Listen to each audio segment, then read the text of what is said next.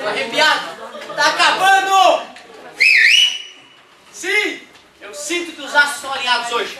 Então, ó, páginas 59 e 60, questão 3. Não custa lembrar que existem filósofos que usam a terceira lei de Newton que existe no mundo físico para justificar uma terceira lei de Newton no mundo espiritual, lembra? Ou seja, tudo que tu faz, tu paga. Eu não acredito nessa história do ponto de vista transcendental. Deus está olhando o pecador, vai sofrer. Eu acho isso uma grande bobagem. Mas, o que eu acho é que se tu é grosseiro, infeliz, resmungão com as pessoas que tu tem à tua volta, as pessoas à tua volta não vão ser gente boa contigo. Elas vão dar no teu dedo, vão resmungar, vão brigar e a tua vida fica pior.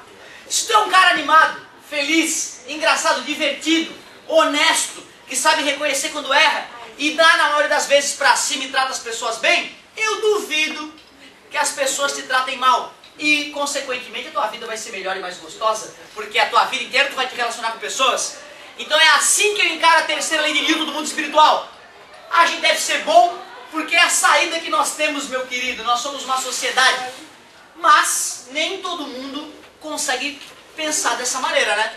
Mas reflitam sobre isso. Eu lembro que eu nunca tinha pensado na terceira lei de Newton do mundo espiritual. Até que um engenheiro mecânico, pai de um amigo meu, um dos caras mais inteligentes que eu conheci, que eu pude conviver um pouco, o cara me solta essa.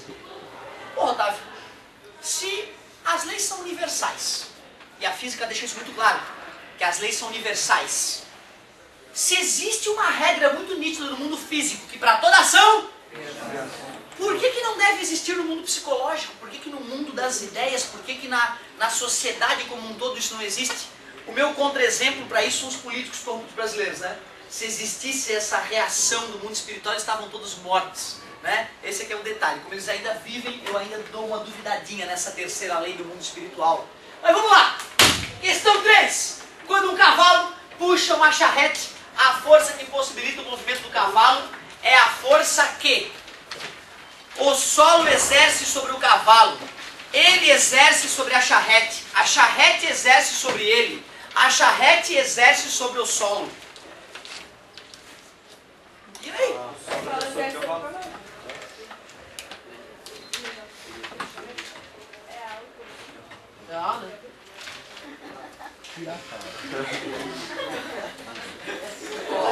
Desenha muito, hein?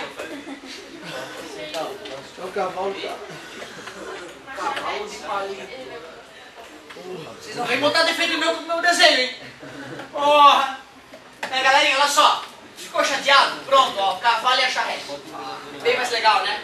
É isso aí, é isso aí. Tem o peso do cavalo, tem a normal do cavalo, peso normal. Tem o peso da charrete e tem a normal na charrete, tranquilo? O cavalo, para poder ir para frente, ele se apoia na charrete? Não, ele se apoia no atrito com o chão. Então as patas do cavalo empurram o chão para trás, pela terceira lei de Newton, o chão empurra o cavalo para frente. É uma força de atrito, na verdade, né? É o atrito do pé do cavalo com o chão que o empurra para frente, certo? Porém, o cavalo, na tentativa de ir para frente, percebe alguma coisa ali o atrapalhando. Caminhar com uma charrete grudada em ti, caminhar sem a charrete é diferente, não é? A presença da charrete vai ter uma outra força ali, para onde?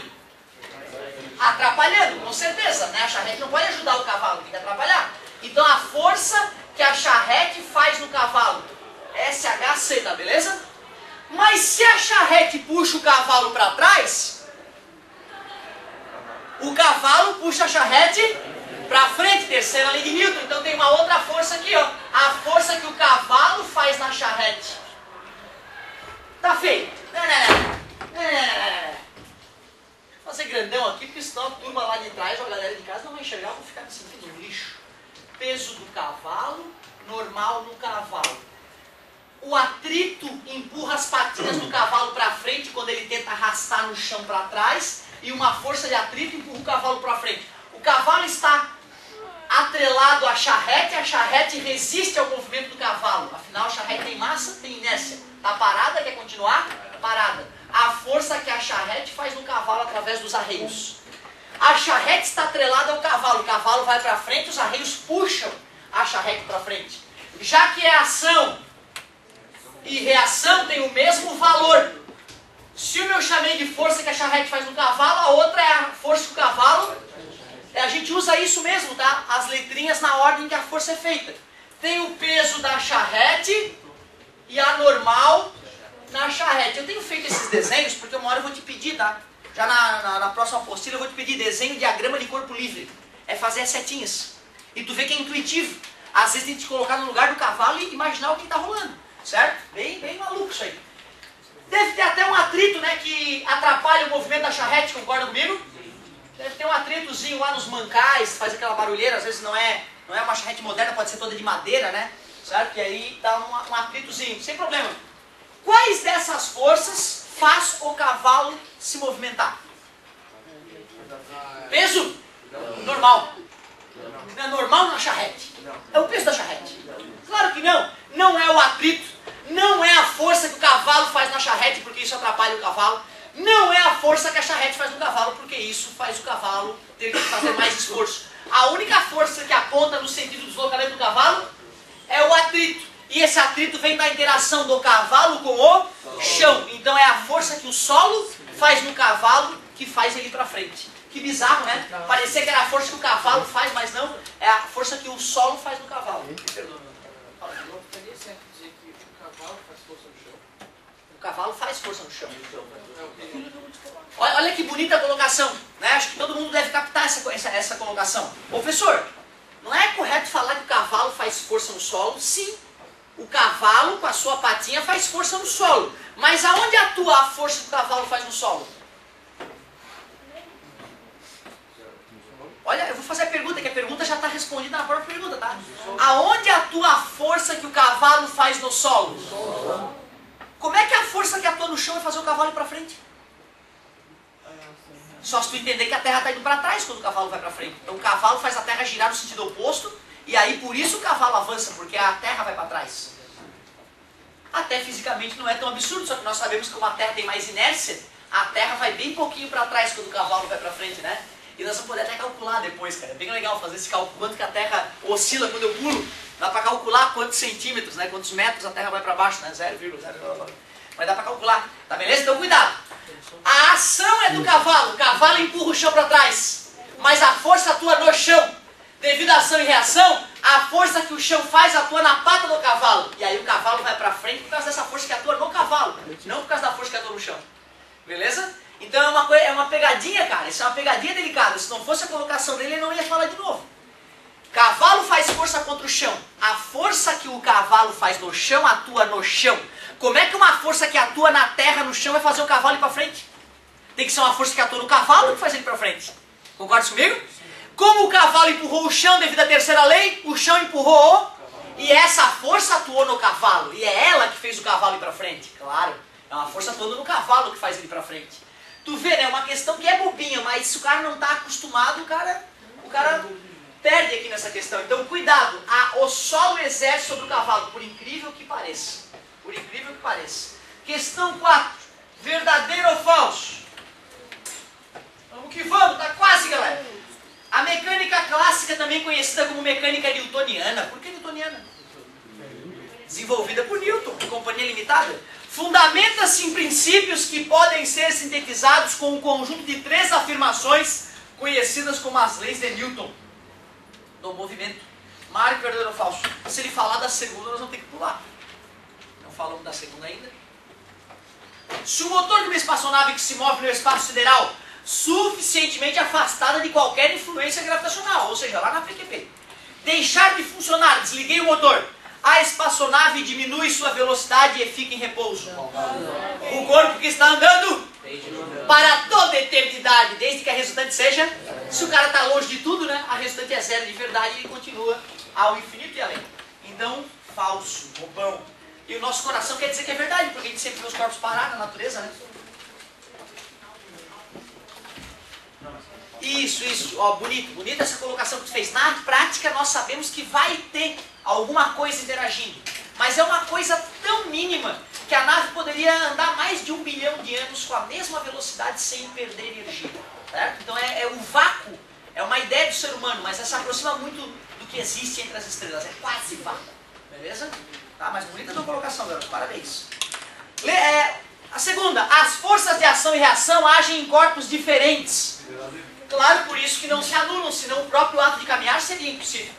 Massa é a propriedade de um corpo que determina a sua resistência à mudança de movimento. Essa eu só falaria na segunda lei de Newton. Essa questão foi colocada um pouco antes do correto. Mas tu quer ver como faz sentido? Carro, caminhão. 1 tonelada o carro tem, o caminhão tem carregado 20 toneladas. Quem que é mais fácil chegar a 100 por hora? Porque como o caminhão tem mais massa, é mais difícil acelerá-lo. Mas imagine que os dois estão a 100 por hora. Quem é mais fácil parar? Mais uma vez o carro, porque tendo menos massa, é mais fácil desacelerá-lo. Então é por isso que os caminhões têm uma velocidade máxima nas BRs menor que dos carros. Vocês já viram isso? Os carros podem ir entre 100 e 110, né? Enquanto os caminhões vão entre 80 e 90. Por quê? Quanto maior a massa, mais difícil acelerar ou desacelerar. Mais difícil é mudar a velocidade. Ou seja, maior aí, massa é a medida da inércia. Só que isso eu só falaria na hora de falar da segunda lei. Então esse item aqui está um pouco avançado, não era para ter ocorrido agora. Mas então já estou adiantando a vocês. A massa é uma boa medida da dificuldade de mudar a velocidade. Claro, né, um navio cargueiro. Vamos atracar ali, vamos atracar o navio cargueiro no porto. Né? Não é simples isso, precisa de máquinas poderosíssimas, que são os rebocadores, né? Embarcações pequenas, mas monstruosamente poderosas, que vão empurrando o navio monstruosamente pesado para o cais. E aí tem os operadores dos rebocadores e tem o prático, que é o motorista que vai lá no navio na hora que ele está chegando no porto, que conhece aquela região e consegue manobrar o navio com grande precisão, certo? Então, massa é a medida da inércia, tá? Então, verdadeiro isso, gente. Vocês não eram obrigados a saber, verdadeiro. Se um corpo está se dirigindo para o norte, podemos concluir que podem existir várias forças sobre o objeto, mas a maior deve estar direcionada para o norte. Ele pode ter resultante zero, né, gente? Ele pode ter resultante zero e está indo para o norte por inércia. É isso aí. Então o cara está querendo me sacanear. Se a resultante das forças que atuam sobre um corpo é nula, pode-se concluir que este encontra-se em repouso ou em movimento retilíneo uniforme. É a primeira lei de Newton cuspir descarrado. Certo? Aliás, vocês sabem daí que vem, até onde eu sei, né? A expressão cuspir descarrado. Que é uma expressão nojenta, né? Cuspir descarrado. Mas deixa eu te mostrar a origem. Diz, revista aí, não é de muita qualidade que eu li, né? Super interessante, ela é boa, mas volta e meia ela faz umas cacacas também, né? E ela contava a origem de algumas expressões. Uma delas é cuspir descarrado. Quando a gente fala, isso aí é cuspir descarrado, pai, que é igual o pai, né? Diz que vem da palavra esculpido em Carrara. Esculpido em Carrara. Não sei se vocês sabem, já estudaram história, Carrara era uma cidade famosa pelo mármore. O mármore que vinha de Carrara era de alta qualidade. Então, quando alguma peça era esculpida em mármore de Carrara, o cara que manjava de arte já falava, essa aí é esculpida em Carrara. Porque é parecida com aquela outra de alta qualidade de bom mármore. E anos falando, aquela lá é esculpida em Carrara. Aquela lá foi esculpida em Carrara. Para mostrar que era parecida com a outra obra. E depois as pessoas, copiando errado uma das outras, virou esculpido escarrado. Não é esculpido escarrado, cuspido escarrado. Que loucura, né? E viagem. Aliás, tem tudo a ver com isso. Já comentei com vocês de onde é que vem o símbolo da raiz, né? Vocês lembram disso? Não comentei com vocês? Não. É um crime. É um crime. O professor de matemática não falou? Mas é um bunda mole esse professor de matemática. Depois eu vou cobrar dele. Me cobre depois. A origem da raiz quadrada. É absurda a origem do símbolo. Radite quadrado. Não falou. Galera, olha só. Questão 5. Questão 5. Um aluno de física, após ter assistido uma aula sobre o princípio da ação e reação, quer saber como é possível abrir a gaveta de um móvel. Se o princípio da ação e reação diz que a pessoa que puxa a gaveta para fora é puxada por ela para dentro, como uma força de mesma intensidade. Assinale a alternativa que contém a afirmação que esclarece essa dúvida corretamente. Letra E. A gaveta não é um agente capaz de exercer força sobre uma pessoa. Claro que pode. Joga a gaveta na cabeça de alguém, mas não é uma força tão grande que vai partir a cabeça da pessoa. Qualquer objeto é capaz de exercer uma força em uma outra pessoa. Letra D. A força exercida pela pessoa é maior do que o peso da gaveta. Não é a comparação entre o peso do objeto e a força que tu faz nele. Para ilustrar isso, ó. Isso é uma coisa que vocês vão ter dificuldade de acreditar, tá? Mas nas próximas aulas eu provo a vocês. Esse aqui é um navio cargueiro com 100 milhões de toneladas. 100 mil quilos, 100 mil toneladas. 100 milhões de toneladas. Meu Deus! Meu Deus, é muita massa. E aqui é uma pulga. Uma pulga com uma massa de uma grama. Pulga das gordas, uma grama. Aqui. 1/1000 de quilograma. Porém, nesta superfície onde esta massa de 100 bilhões de quilogramas, 100 milhões de toneladas, tem um óleo alienígena que retira completamente o atrito. Tu concorda que nessa situação, tá vendo a pulga tá pendurada na corda? Tá vendo? Tu concorda que nessa situação, do ponto de vista da realidade que tu vê com esses olhos que a Terra há de comer, tu concorda que olhando para isso aí é absolutamente inaceitável que o navio deslize? Mas ele vai deslizar. Pois é. Se não tem atrito, e se tem uma pulga pendurada aqui, não tem o peso da pulga puxando essa corda para baixo, essa corda não vai estar sendo puxada para lá com o peso da pulga, e não tem atrito no sentido oposto. Então vai ou não vai ter uma força para frente? Minúscula, mas vai. E se tem força, tem aceleração. Pode ser séculos depois, mas em algum momento vai dar até para perceber que o navio está começando a deslizar. Isso é assustador, mas vem cá, tu nunca viu na TV um idiota que vai lá, pega um avião, eu sou forte pra caramba, vou arrastar o avião.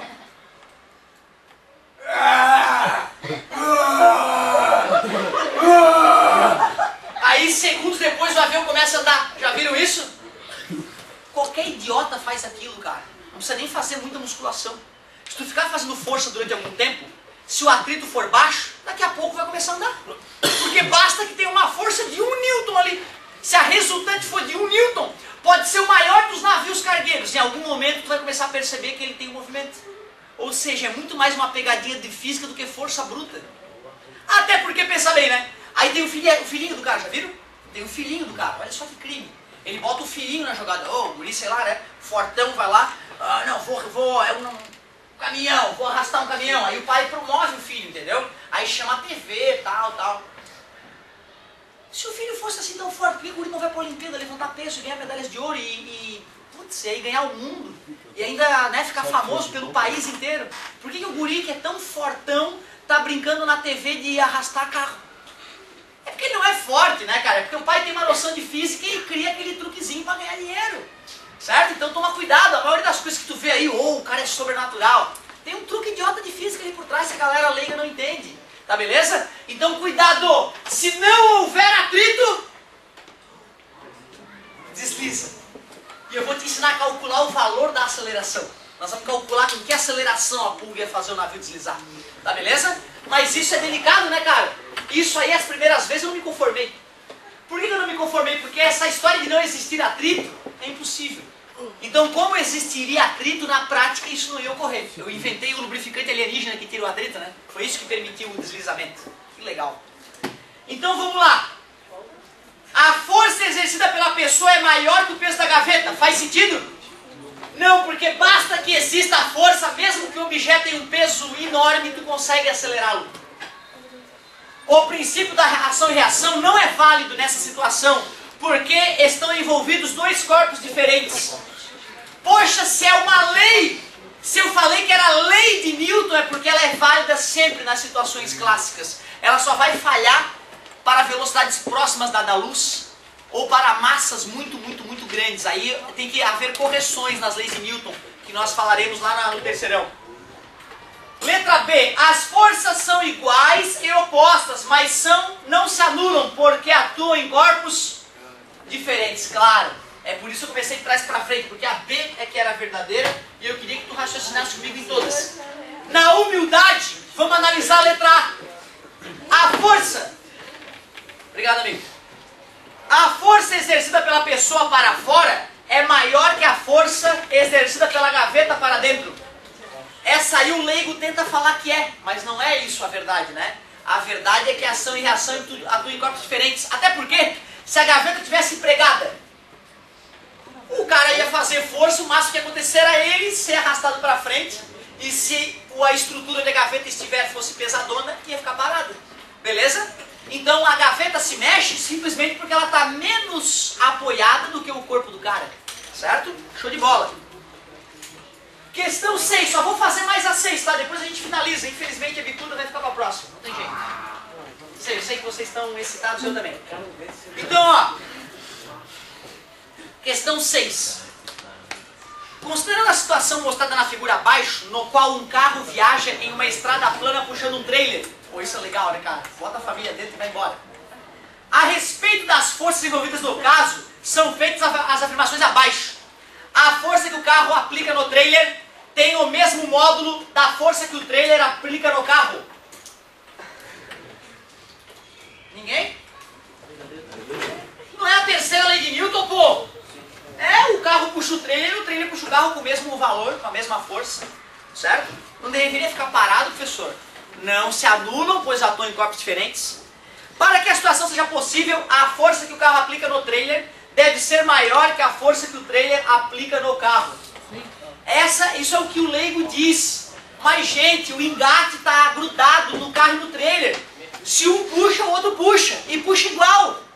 Cuidado com isso. Não pode usar a tua intuição. Tem que usar as leis de Newton agora para poder pensar. Não, cara, pior é que não. Galera, se o carro faz 1000 no trailer, o trailer faz 1000 no carro. E assim por diante. Por que é o carro que anda e não é o trailer? Porque o carro é que está tracionando as rodas no chão. O trailer está sem tração no chão.